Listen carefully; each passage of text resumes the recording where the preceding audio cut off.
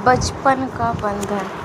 अनाथ सीनू और जुन्नू की मुलाकात पानी पूरी की दुकान पर होती है और वे एक खास धुन के जरिए संवाद करते हुए एक अटूट बंधन में बंध जाते हैं। जैसे कि देखो, जुन्नू के परिवार के दूसरी जगह चले जाने से वह अचानक अलग हो जाते हैं और देखो वो फिर उनको कैसे मिलता है। उनकी एक कार एक्सीडेंट हो जाता है सीनू का। तो सीनू अपने उसे एक्सीडेंट जिसने करा था उसे वो ले जाते हैं अपने घर। फिर ले जाने के बाद वो उन्हें अंकल आंटी बोलता है, वो उन्हें मम्मी नहीं बोलता। मम्मी काफ़ी दिनों बाद बोलता है।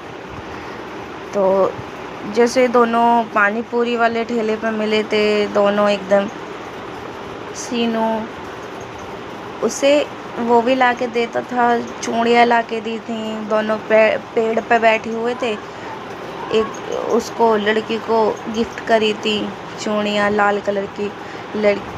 जुन्नू को, लड़की का नाम जुन्नू है मूवी में। अलग हो जाते हैं।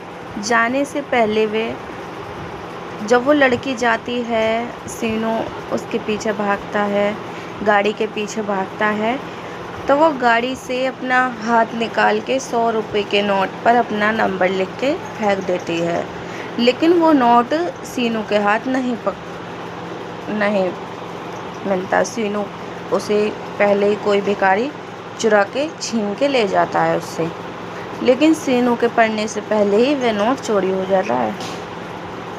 फिर अब 15 साल बाद सीनू अब अविनाश अखिल अक्कीनेनी नाम का एक बड़ा आदमी है और जुन्नू प्रिया कल्याणी प्रियदर्शन के नाम से जानी जाती है।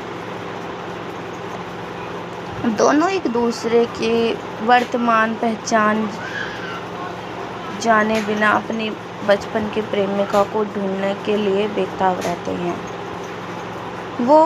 जब से वो उनके घर गया था सीनू, तब से वो अपनी प्रेमिका को ढूंढता था और वो एक उसी झरने के पास जाके बैठ जाता था। डेली का उसका यही रूटीन था, सुबह को वह जाते टाइम वो वहीं बैठता था। एक बार गुस्सा होकर गया, उसकी माँ को वो वहीं मिला। तो अब देखो सीनू जुन्नू जैसा प्यार आजकल कहाँ। तो कई घटनाओं के बाद अविनाश आखिरकार प्रिया का संपर्क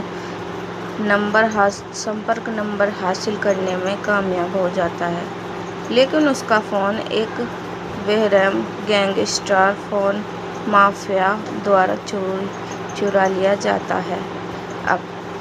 अब वो अपना फ़ोन ढूंढने भी जाता है, लेकिन उसका फ़ोन उसके पता लगता है कि उसका दोस्त ने ही चोरी करा था वो फ़ोन भी। उसमें उसका नंबर था जुन्नू का, लेकिन फ़ोन बुरी तरीक़ा से घायल हो चुका था जो उसमें नंबर नहीं दिखता।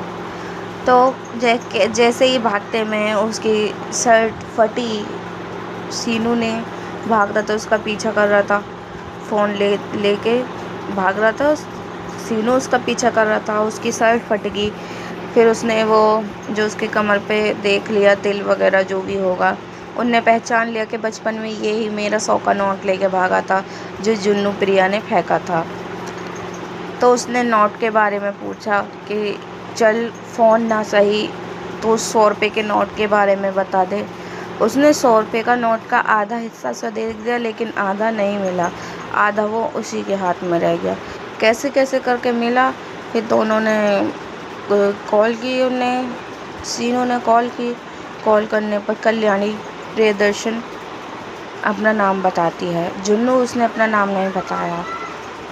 अब तो काफ़ी बड़ी हो गई थी जुन्नू, तो जुन्नू नाम से नहीं जानते थे लोग, कल्याणी के नाम से जानते थे।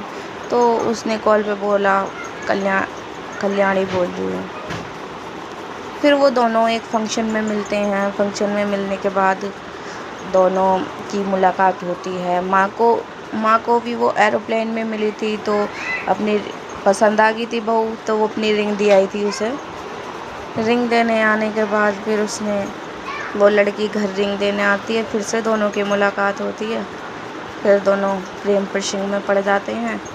फिर जैसे ही वो लड़की कहीं मेला घूमने जाती है, वो गिटार की धुन बजाती है, सीनू सुनता है।